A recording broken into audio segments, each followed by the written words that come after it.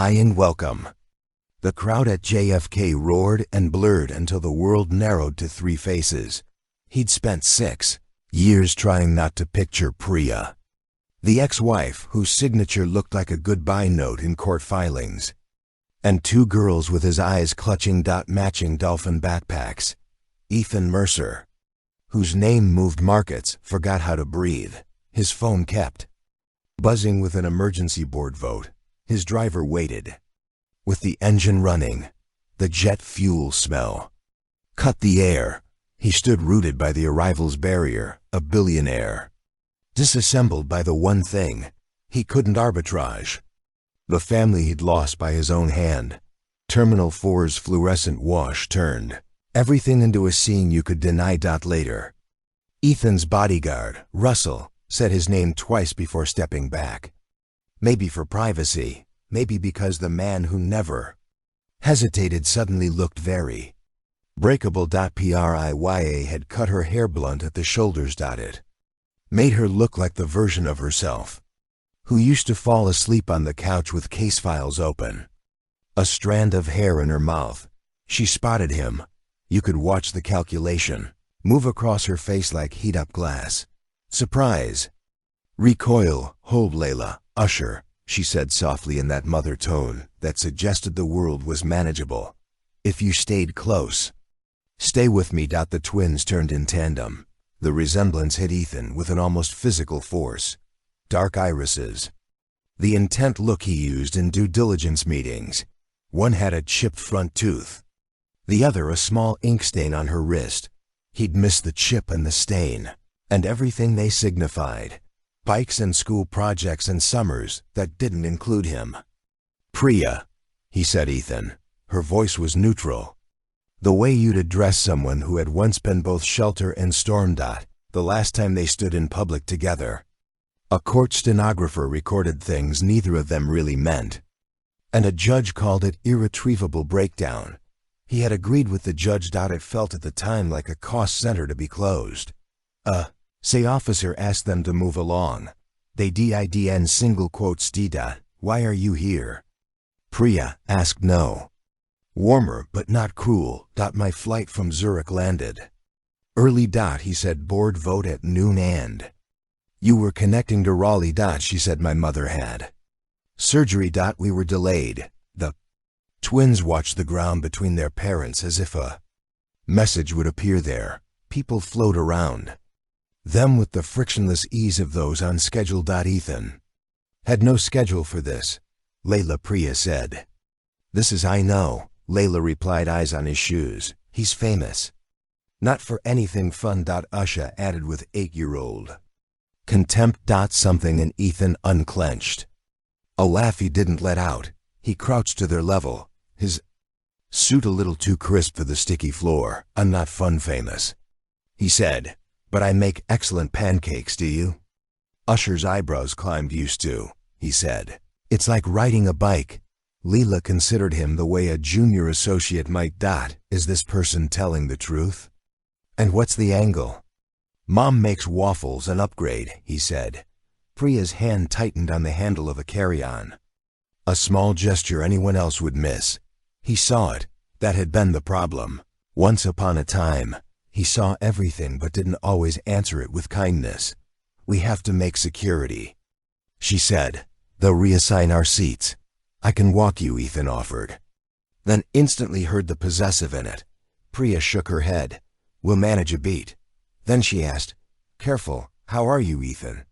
He could say good, because his fund, Mercer Gray Capital, had just beaten the index by 7 points, and his name grazed magazine covers, and his mother sent texts with too many exclamation marks. He could say, fine. The adult default. The true answer, visible in the way his hands trembled, was neither. I'm late for a vote, he said instead. Of course, Priya said with a small smile that didn't reach her eyes. He wondered if she too heard the echo of 6 years earlier. We are always late for your life. Usha tugged Priya's sleeve. Can the famous, not fun, pancake man come to Grandma's? Priya laughed. Then it sounded like a window opening. No. Baby, not today. Ethan nodded, took the gift of that laugh and stored it. Could I? He began. Could I call just to check on your mom? And he faltered. And on you. Priya looked at him as if. Choosing among many roads, she took out a pen. Wrote a number on his boarding pass. An old habit for updates. Only. She said. He slipped the pass into his pocket like a relic. He watched them join the security line. The twins threading their backpacks through the scanner's mouth. Priya didn't look back, and he deserved that. He wanted to call Russell over to plan a strategy to turn this into a problem with an answer. Instead, he stood under the departures board, blinking against time. His phone buzzed again. Gerald Pittman, mentor chairman, the man who'd hand-built Ethan's ambition until it towered. Sent a text. Boardroom 12 VA vote is not optional. He typed back. Understood. Then, because the universe was feeling theatrical. His screen lit with a new message from an unknown number. A photo arrived. 2 little girls in Halloween costumes, a bee and a pirate standing in front of a house he didn't recognize. No caption. A pulse of anger and hope surged. He didn't know which to trust. He looked up to find the security line swallowed. Priya and the twins. And so the man who could buy anything walked toward a meeting where he'd have to choose whom to become. In the years since he left, Ethan had invented a marriage that made sense in court. 2 competent adults. A difference in priorities, a dignified split. It looked clean on paper. Which was how he liked things. The marriage he didn't talk about started with internships and pretended detachment. Priya had been a public interest lawyer. When they met. She handled eviction cases while he ran numbers that moved rents in ways that made her eyes sharpen. He loved her because she told him the truth. He married her because she made a spreadsheet for their wedding but kept a handwritten list of songs her father used to play on Sundays. When her pregnancy test turned positive, he told himself he could be present on a delay. You can fix anything with a good quarter. Priya's belly grew. His fund grew faster. He took calls in hospital hallways, bought a bigger apartment, set up trusts. He thought in terms of provision, not presence. The betrayal came wrapped in data. 6 months after the twins arrived, he confronted her with a printed lab report. A paternity test. His counsel had insisted. For your protection. He watched the blood leave her face when he placed the envelope on the table. He told himself he was being prudent. Furthermore, he told himself good men verified and then forgave. Furthermore, he told himself many things that night. The results were inconclusive. His lawyer said, it happens. Retest. Priya's lawyer said, we're done here. Priya herself said nothing for a long time. Then I have stood in courtrooms where men used their power to make women feel small. I didn't think I'd bring one of those home. He ordered a second test. It came back with a variability that made his head spin. The lab cited chain of custody concerns. Good man might have thrown the test away. Ethan tightened controls, hired the best family lawyer in the city, and asked for a formal custody agreement. He framed it as stability. The papers smelled like bleach. They traded barbs across conference tables at Donnelly and Pike, with coffee too hot and pens that felt like weapons. Priya was frighteningly calm until the day she wasn't, when she said, "You want certainty more than you want us." He won the financial negotiations in every measurable way. He lost the thing that should have been in service of Priya, left with the twins for Raleigh, where her mother lived, where people wore school colors and the sky wasn't always reflected in glass. Ethan signed. Wired and returned to the machine that loved him back. For 6 years, he avoided the quiet. He dated women who needed reservations, bought planes he named after lost constellations, and said yes to interviews where he sounded humane. He sent gifts to Raleigh without a return address, museum memberships, a very small violin, a writing desk. Furthermore, he had a newsletter-level understanding of their lives. Furthermore, he knew Layla drew suns with too many rays and Asher collected smooth stones because Priya's cousin posted photos. Furthermore, he loved his daughters as if loving were a hedge. The truth sat in a folder he didn't open. Labeled Private Mercer Pryor, he'd asked Russell to lock it and forget the passcode anytime he reached for it. He would remember the look on Priya's face when he slid the envelope across their kitchen table. And stop. There are decisions you can't expense against the future. And yet when he saw them at JFK, something old and undamaged rose. Understood suddenly that if he wanted anything like redemption, he'd have to sit in rooms without a vote and say, I was wrong. At 11:59 he walked into the boardroom at Mercer Gray, the floor. Resealing windows turned midtown into a futurist painting. Gerald sat at the head of the table, white hair like frost under recessed lights, eyes full of that paternal warmth Ethan once mistook for safety. We're glad you could make time, Gerald said, which was how he said you belong to us. On the agenda, an acquisition, pitched as a strategic alignment. They planned to fold a philanthropic foundation into the firm's new impact fund. A deal that smelled like pennies on a cold day. Metallic, faintly wrong questions, Gerald asked. Ethan cleared his throat. Priya's number was a weight in his pocket. Why does the foundation's donor anonymity clause extend to board members? He asked. This is charitable-sounding leverage. We're buying reputations. Gerald smiled. We're buying scale. You worry too much about the label. Vote would be 11-1 if Ethan opposed. He knew because Victor Hahn, the CFO with perfect lapels, had whispered it in the hallway. Don't embarrass yourself. The world runs on deals made by men who can stand to be disliked. Motion passes, Gerald said when the hands went up. He looked at Ethan as if to ask, Are you still my son, Ethan's? Phone buzzed loud in the polished room. He glanced down. Priya. He didn't think he left. Power hummed behind him. The hallway stank of recent paint. My mother didn't make it to surgery, Priya said. When he answered, the words came evenly, as if carefully poured. We're not flying. On. The elevator reached the lobby. The winter light outside cut sharp. Where are you? He asked. She told him he went. The hospital in Queens. Smelled like hand soap and fatigue. Ethan found Priya sitting upright in a waiting area chair. Not crumpled. He couldn't imagine her crumpled. But still, the twins sat cross-legged on either side, sketching quietly on pads. A volunteer must have offered grief. Moves through a family in different dialects. Priya looked at him the way people look at an old apartment they once loved. With tenderness and inventory. You came. I did. He didn't reach for her. He had forfeited the right to touch the person he had once known better than anyone.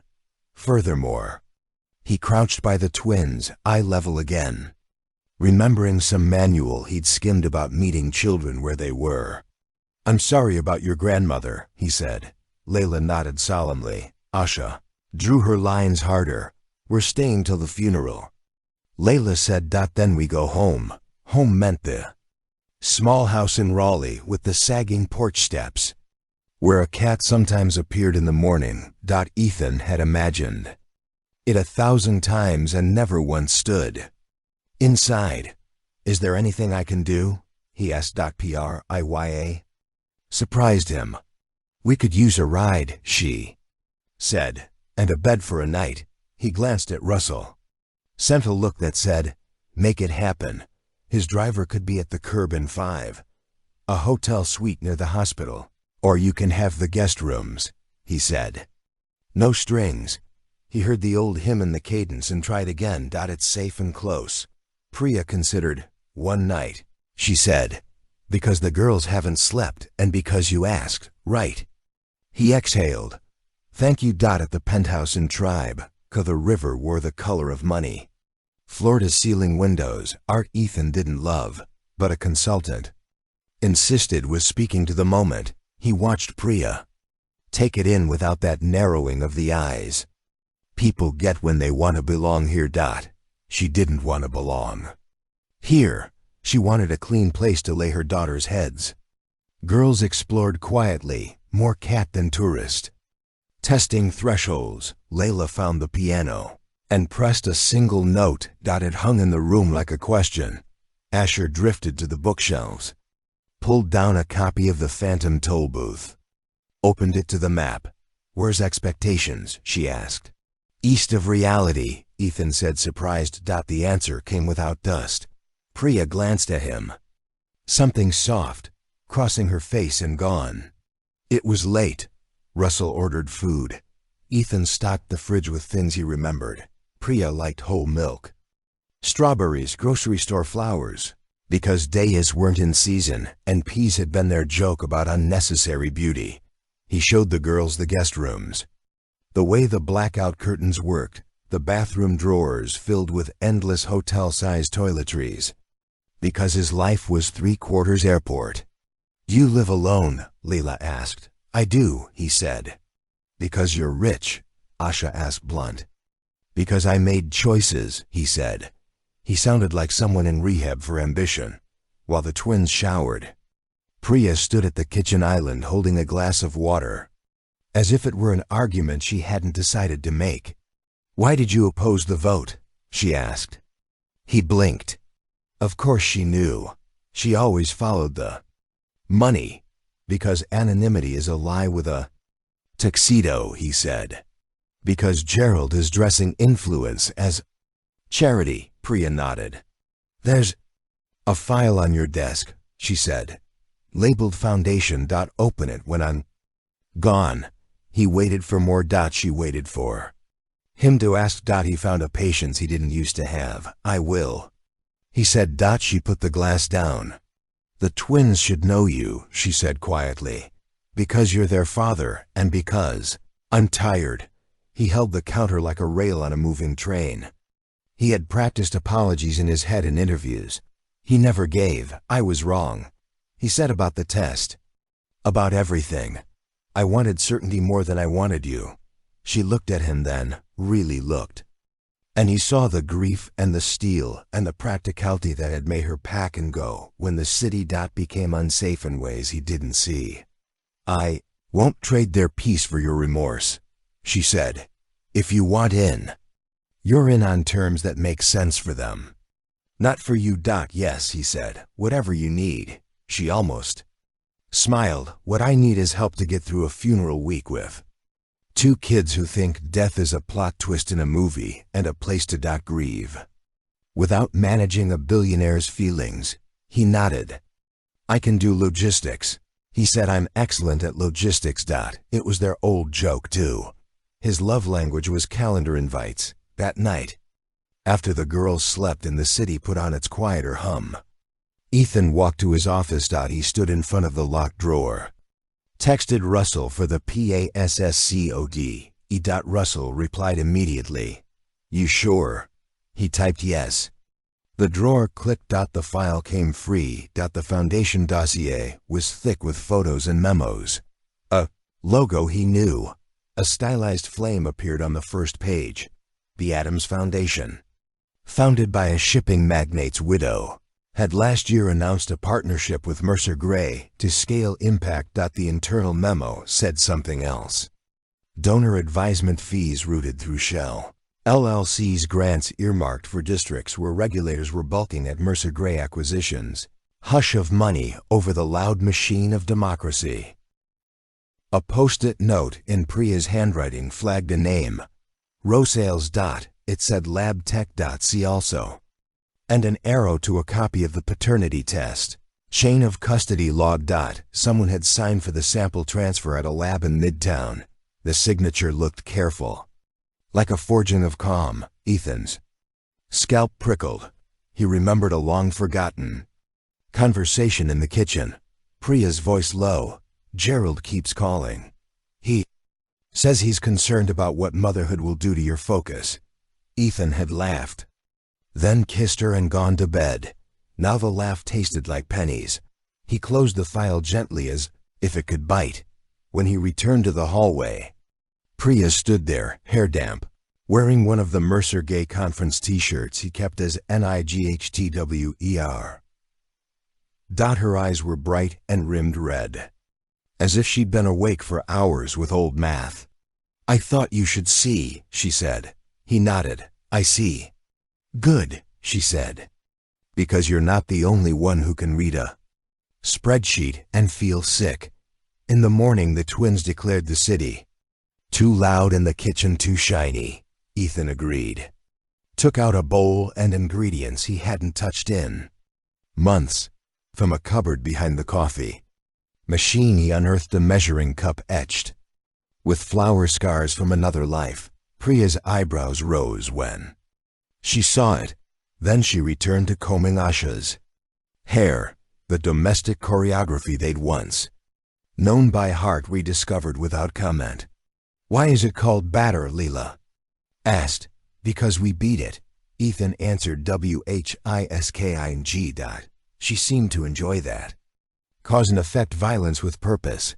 He had to ask which girl liked blueberries and which insisted on bananas, and Priya's look held all the years when he should have been in those conversations. He learned quickly. Layla liked things precise. Asher liked things surprising. The pancakes were imperfect but edible. The twins ate with unguarded concentration, the kind of focus Ethan spent millions cultivating in his analysts. He sat across from them with his coffee, tried to stay small so they could expand. After breakfast practicalities. Priya needed to meet the funeral director, call her brother in Chennai, tell her father gently what she just learned from the neurosurgeon. "I can take the girls to the park," Ethan said.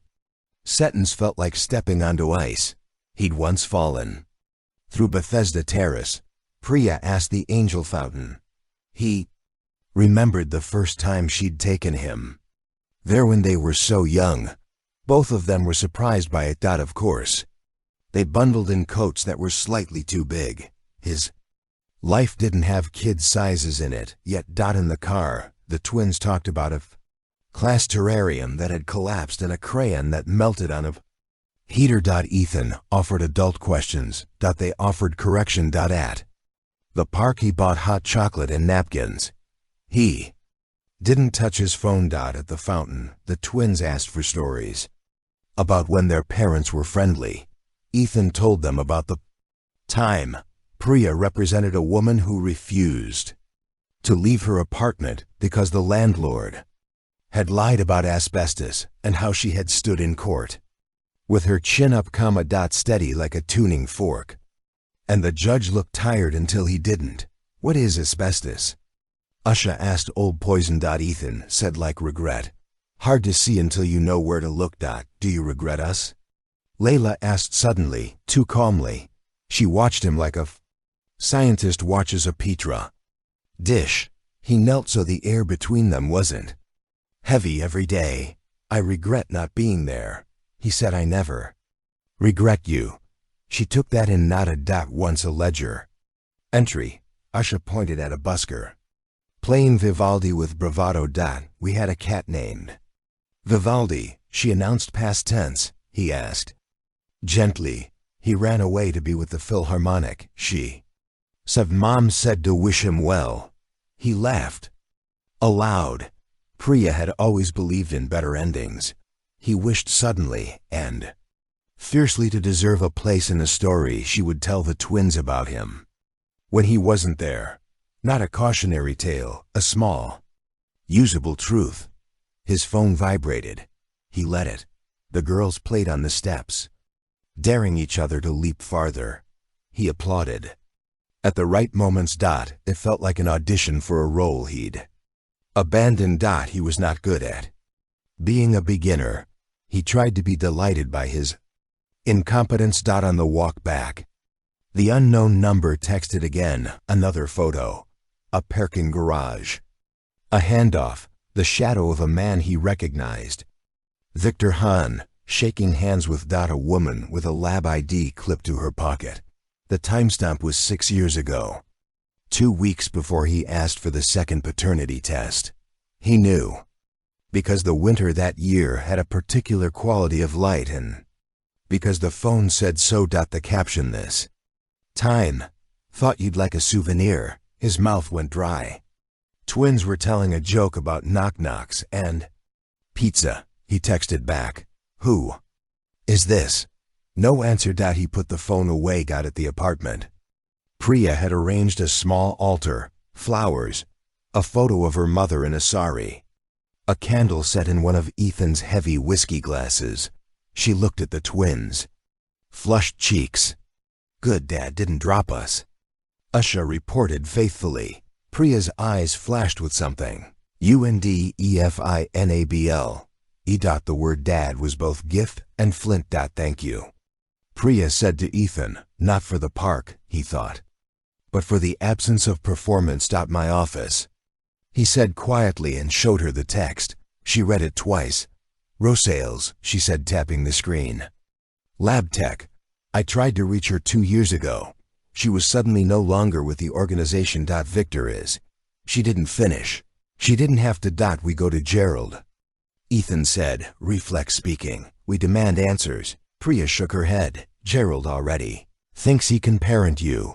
She said he'll turn this into a lesson about dangerous women and opportunists. And you'll nod because he gets the verbs right. We need something else. What leverage? She said with a small, almost reluctant smile. You taught me that word. He looked at the candle in his whiskey glass, the flame, steady as a metronome. He said yes to a plan he didn't fully understand, which was new for him.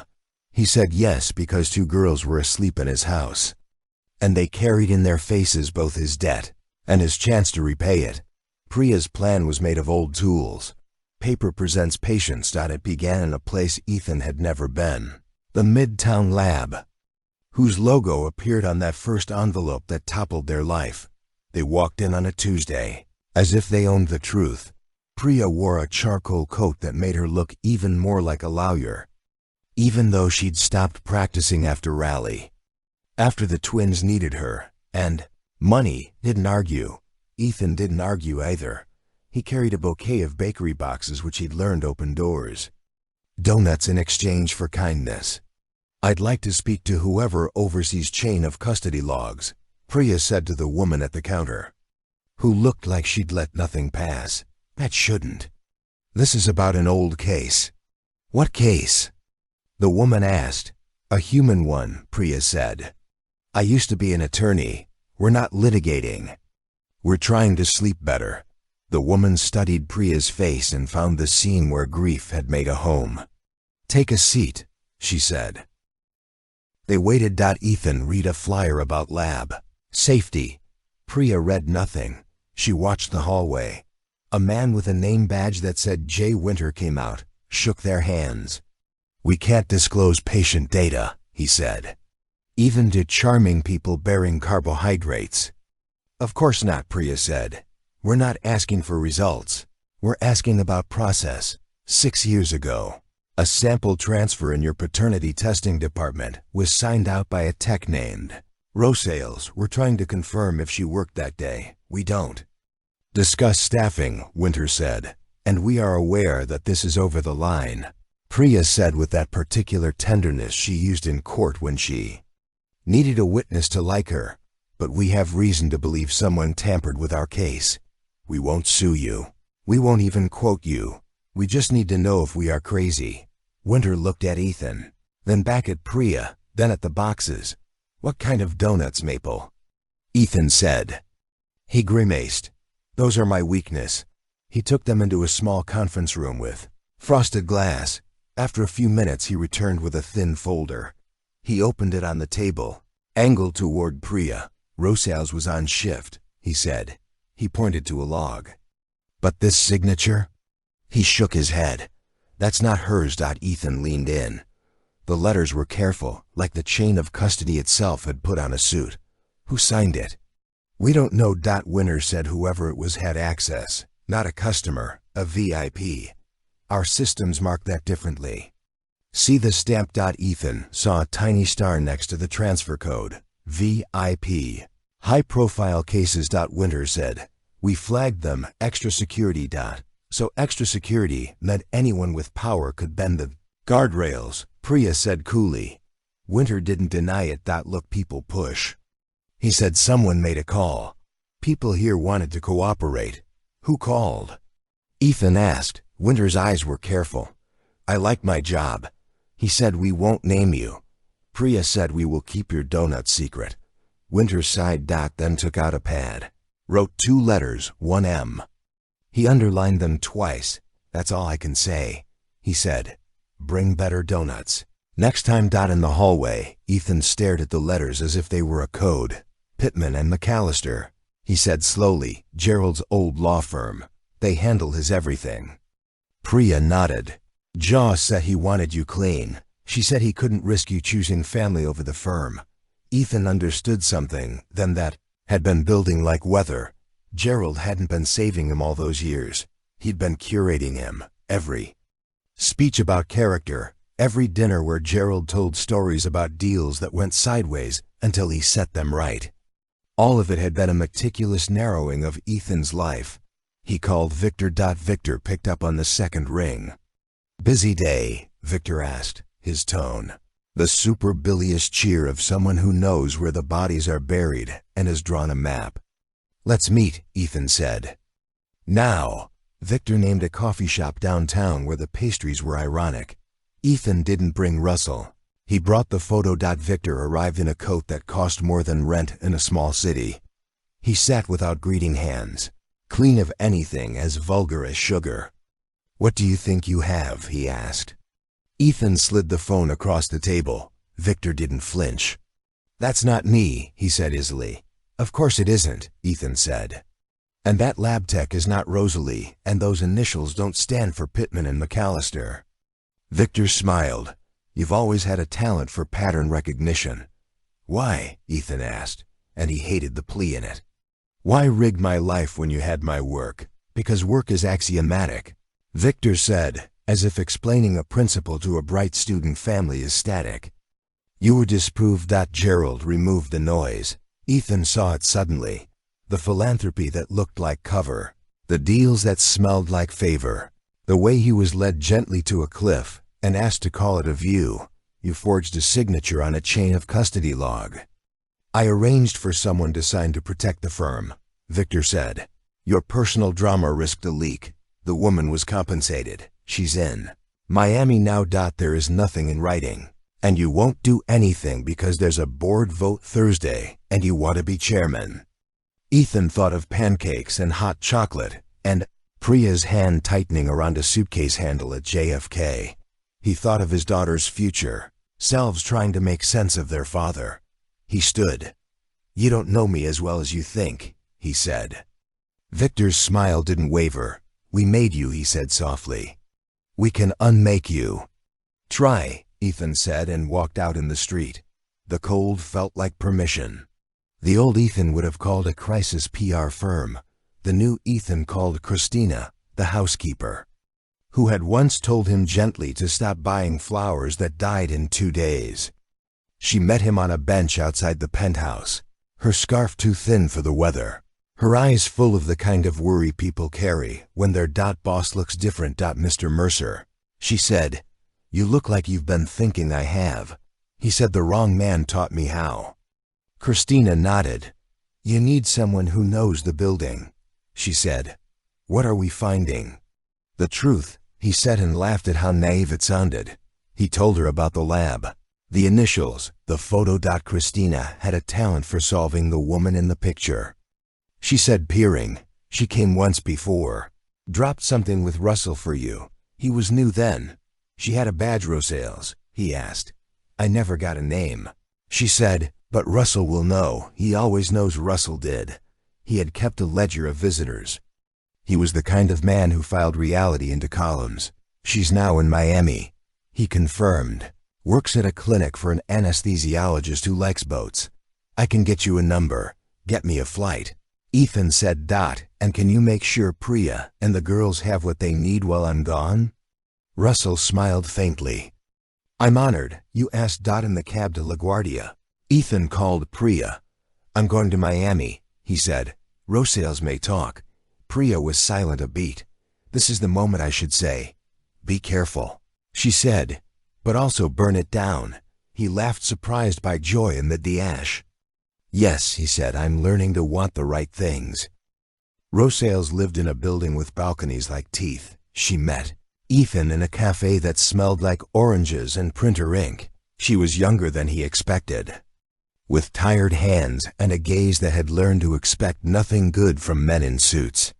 I was told you'd be generous, she said. Before he could order, I was told you were forced, he said. I can be generous and sorry, she considered. 6 years ago. She said, I got a call from a firm with initials. They said a VIP case needed discretion. They sent a courier with a package that had already been sealed. Furthermore, they asked me to sign for it and transfer it to our director. Furthermore, they offered me a bonus. She looked down at her coffee. I was paying for my mother's chemo. I said yes. Did you know whose case it was? He asked. I figured it out, she said. I saw your name on an internal screen. I told myself it wasn't harm. It was intake. That's how they said it. Intake, like breathing in. He closed his eyes. Saw Priya in their kitchen. Saw himself holding an envelope. Like a man holding a grenade. Do you have anything? He asked. A copy. A timestamp. I deleted everything, she said. The director made us. But she reached in her purse, took out a small notebook, blue and battered. I wrote it down, she said, because I felt filthy. And writing is what I do when I can't stop shaking. He took the notebook like a sacrament, on one page. In neat lines, a date and the initials W&M and a transaction ID. This is enough, he said softly. It's not official, but it's enough to start. She nodded. I'm sorry, she said again. Sometimes the power imbalance is a whole ecosystem, and you only see your tiny leaf when you're drowning. He wired money that could make a life easier and also wrote down a number for a lawyer he trusted in Miami who didn't. Dresses ethics and expensive verbs. If anyone comes asking, he said, call her. On the flight back he wrote his resignation speech in his head. Then he deleted it. Resignation would let the board keep the system intact. Cut off the infected limb. Save the body. He needed something uglier exposure. He sent Priya a photo of the notebook page. She replied with a single word. Leverage. Thursday he texted back at the vote. She answered, I'll bring matches. The board gathered like weather. Again. Gerald sat with the benevolent brutality of an emperor. Victor's tie was perfect. Ethan took his seat as if it were a witness box. Before we begin, Gerald said, I want to address some whispers. People are talking about irregularities in our foundation partnership. Let me be clear. We operate with the highest ethics.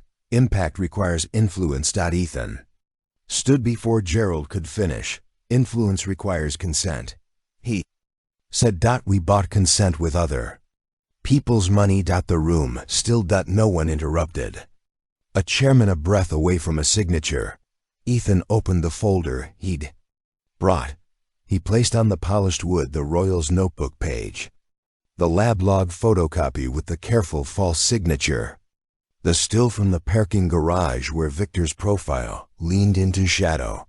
He put the initials, burn at the center like a monogram. 6 years ago, he said, someone altered a chain of custody record in a lab handling my paternity test.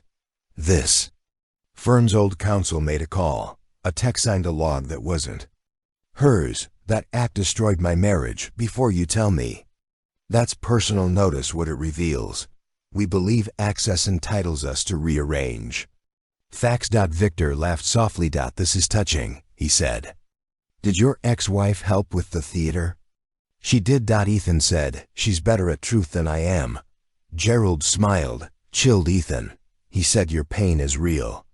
But don't confuse it with governance. You are a steward of wealth. Do not use a personal grievance to humiliate the firm. I'm not humbling the firm. Ethan said, I'm humbling us. A murmur. The general counsel leaned forward. Fingers on temples. What are you asking for? An independent investigation? Ethan said, full access, suspension of the foundation deal, and a vote of no confidence in the CFO.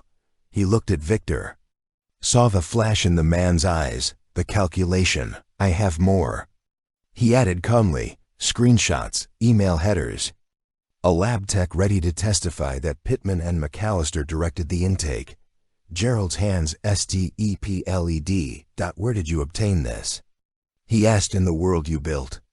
Ethan said, it has seams. Gerald went colder. You are trading on the firm's reputation to salve your domestic failures. Ethan felt everyone watching to see if the son would defy the father.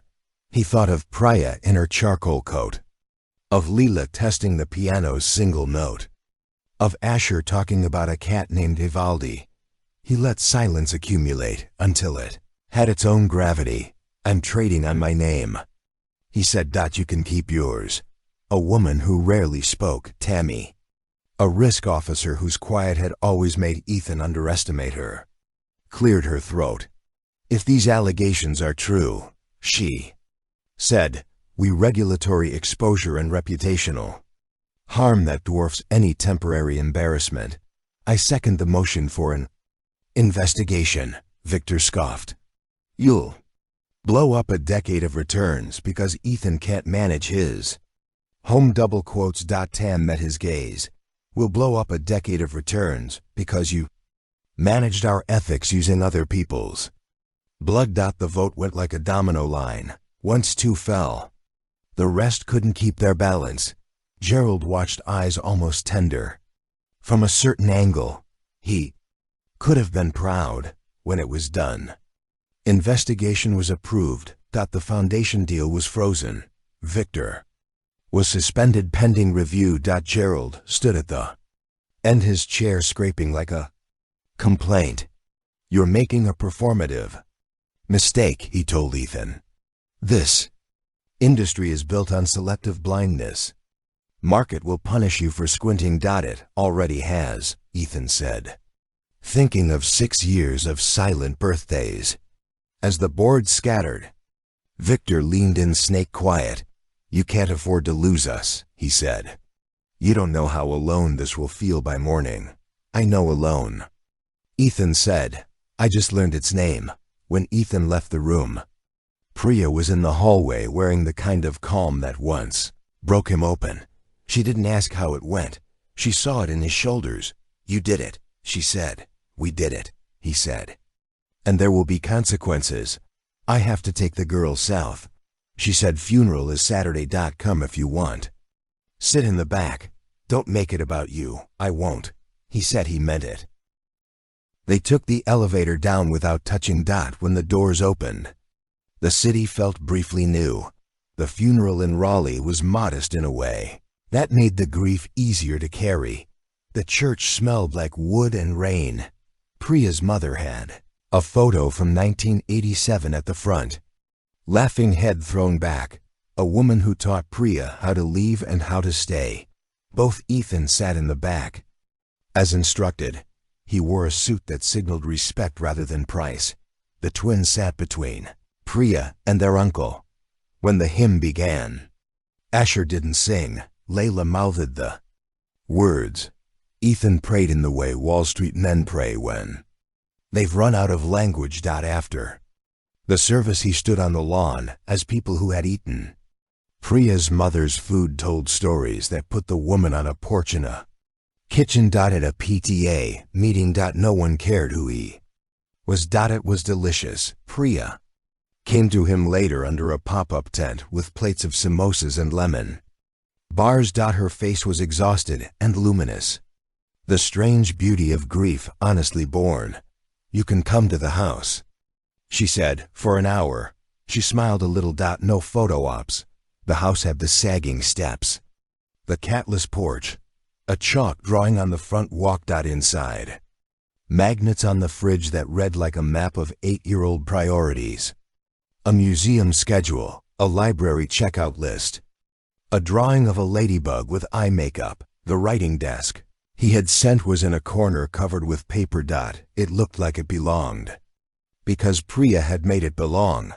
Ethan washed dishes, he took out the trash. He changed the kitchen light bulb when Priya couldn't reach. The ordinary tasks were a revelation. He had thought heroism required votes and columns. It required hands in the backyard as dusk fell. And the mosquitoes considered their plan. Layla came to stand next to him. "Are you going to be around now?" she asked. He thought of promising everything he didn't. "I will call every Sunday," he said. "And any day you want. I will come when it helps. Not when it makes a scene. I will listen. Furthermore, I will be wrong and try again." She weighed. "This mom says people can change if they want to. And someone is watching. I believe your mom," he said. Asha joined them holding a rock with a white stripe. "This one looks like a road." She announced. "Where does it go?" "Where we make it." Ethan said, corny and true. On Monday, the investigation leaked. It always leaks. Reporters called headlines, braided words like rigged and paternity and philanthropy with Ethan's name. Gerald issued a statement that sounded like it was carved from ice. Victor hired a lawyer who once represented a mouthwash company. The market dipped, then corrected, then dipped again because volatility is contagious. Ethan's mother called to demand whether any of this is about me, which was how she framed all disasters. He told her he loved her. He told her the truth. She told him to come to dinner anyway. Love is sometimes that stubborn. At Mercer Gray Compliance, people wore expressions like bad oysters. Tam ran point with competence that turned Ethan's shame into something useful. "If we're doing this," she told him privately, "we do it hard." He stepped back from day-to-day operations. It wasn't resignation. It was making room. He put Priya's notebook page in a lockbox and asked Tommy to copy it to an encrypted drive, then destroy the copy of the copy, then the original. "You can't keep souvenirs from a fire," he said that week late at night in his apartment that didn't feel as lonely. He found the twins' toothbrushes in the guest bathroom and sat on the closed toilet and wept, the kind of weeping men are told is unbecoming. Thought of a word he'd never liked, repentance, and let it sit with him until it turned from church to practice.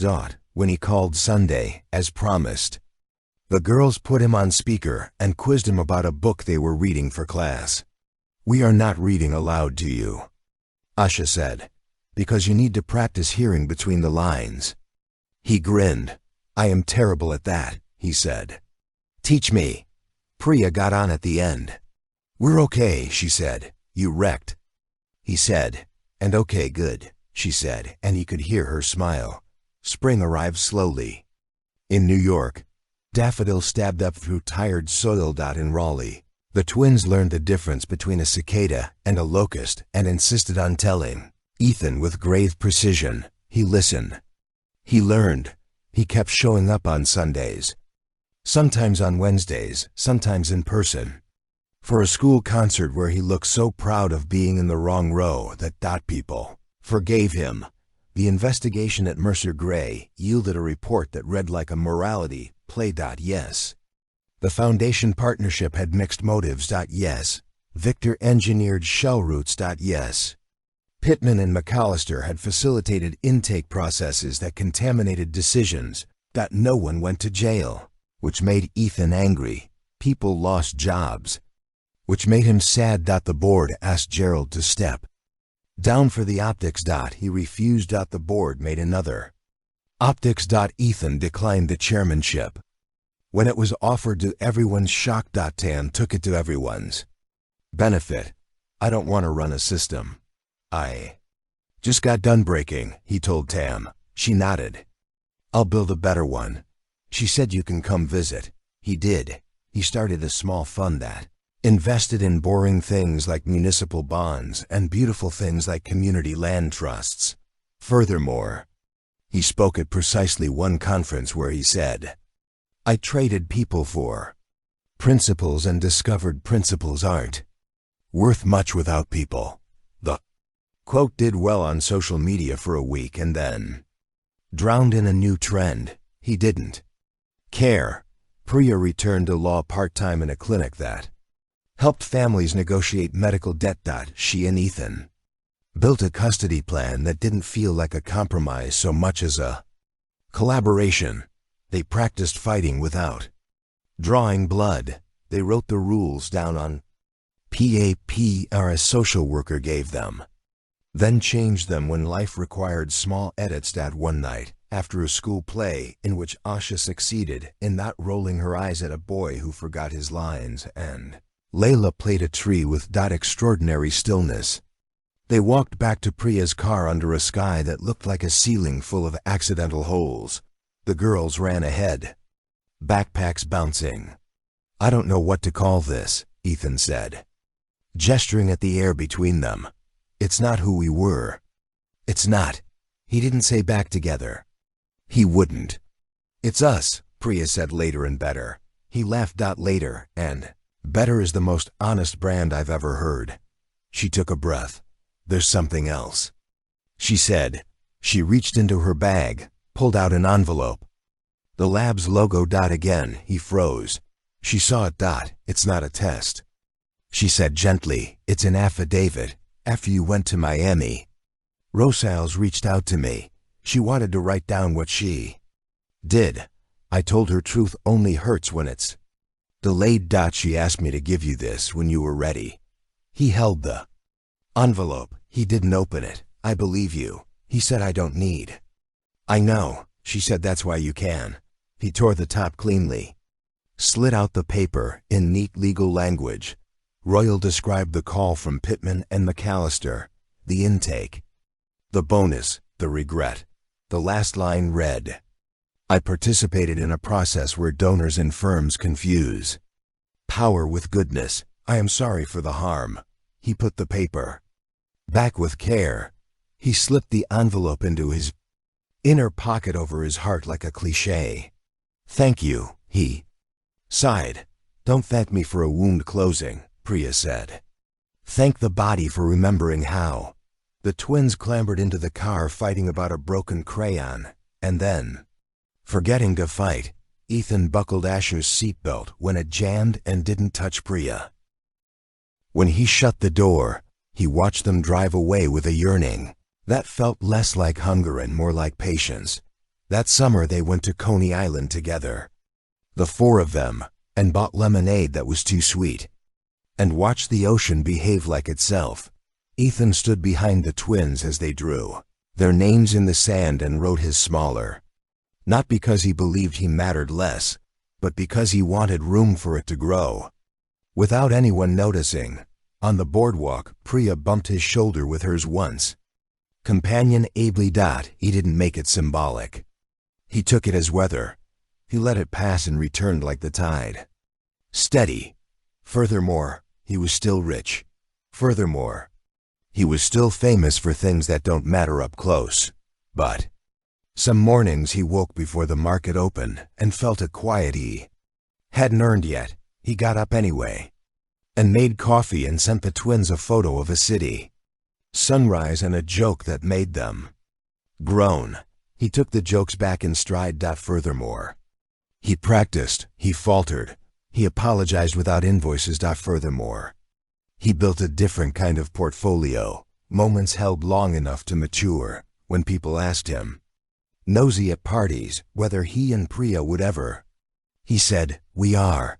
He didn't explain further. The story didn't fit into a caption. It barely fit into a life, and yet it did. One September afternoon, years after JFK.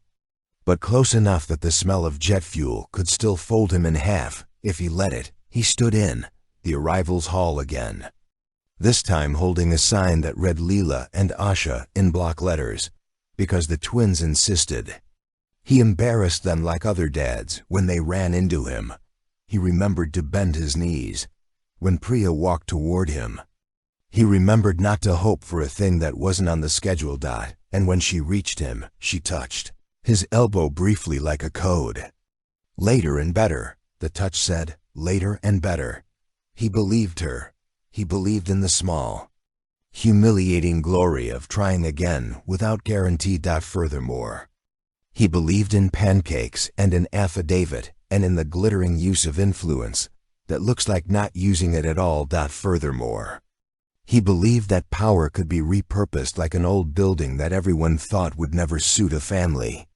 Until one day it did, and sometimes when no one was watching. He believed he might deserve the life he was learning to live. If this story moved you even a little, tap that like button so more people find it. Share it with someone who loves layered, messy redemption arcs. And if you want more cinematic, character-rich dramas that ask hard questions and still land with warmth, subscribe and ring the bell so you don't miss the next one. Drop your thoughts and favorite moments in the comments. Team Later and Better. Or do you have a different title for Ethan and Priya? Thanks for spending time with these characters. Your support helps bring more stories like this.